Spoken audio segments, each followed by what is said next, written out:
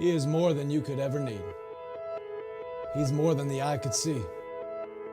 I don't deserve his love, but he's always been there for me. You see, Jesus met me when I was at my lowest. And if you don't know Jesus, know this. He is the greatest example of generosity this world of greed has ever seen. And when Jesus hit the scene, he changed the scenery and met diversity with serenity. If you're looking for peace, he offers plenty. Jesus was and Jesus will forever be king. And when the angels sing, they sing of the grace that was displayed for sinners like me. I can't explain him and I can't describe him. And if I could, he wouldn't be Jesus, because you can't explain eternity and you can't comprehend the galaxies. But it was the loving hands of Jesus who spun them into existence and created man, knowing he would go to the cross to pay our sentence.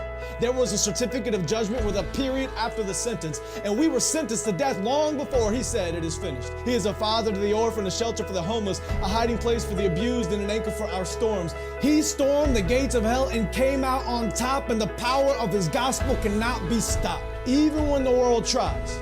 And they try a lot. He traded places with Barabbas and became the catalyst of missions across the world, covering every portion of the atlas. If you're in need of rest, I know of a mattress. If you don't know Jesus, your future is tragic, but he gladly embraced tragedy so we could live in his presence of majesty. His presence is presence, and it's his presence that presents preciousness to a world of peasants. He is far from pretentious, but still loves those who are. He is the light of the world and hung the stars. He brings the dead to life and delivers life to the dead. He took a crown of thorns on his head so we could put crowns at his feet, and I can't wait until I get to kiss his feet that were nailed to a cross for me and for you and for every person around the world. He loves the world, and I love his word, because the word became flesh, and in his flesh he demonstrated the word to the world. He is an example to every boy and every girl. He is a lover of black people. He is a lover of white people. He is a lover of the unchurched and the assembly under the steeple. He doesn't see the believers' failures, but still takes time to celebrate their faithfulness. It's the power of the Spirit that enables us and gives us boldness when the world labels us.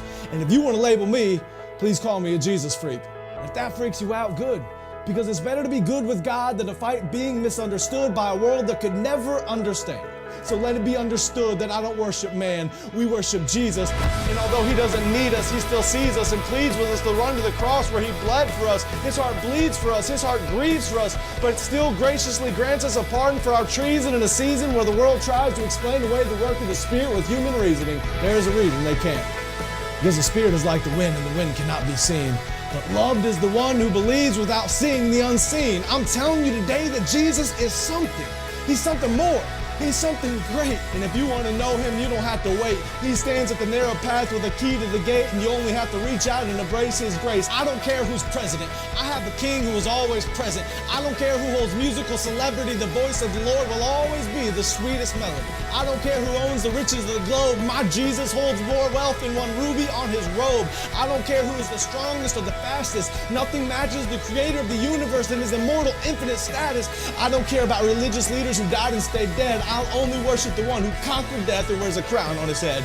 His name is Jesus, and I'm telling you, he's something. He was faithful yesterday, and he is faithful today. I can feel his presence whenever I pray, and when the time comes for me to fade away, I'll remember the day I heard him say, "My name is Jesus."